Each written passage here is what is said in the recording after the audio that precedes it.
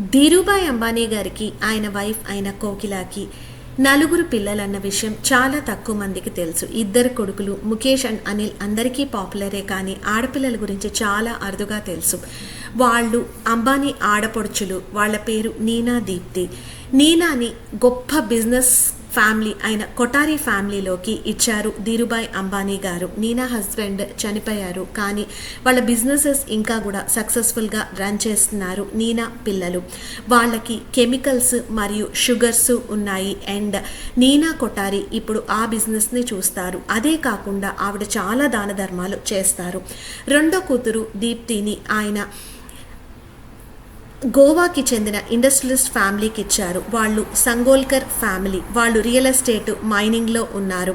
తను చాలా cultural activities మరియు చారిటీ యాక్టివిటీస్ చేస్తారు. ఇద్దరు అమ్మాయిలు చాలా అరుదుగా అందరికీ తెలుసు.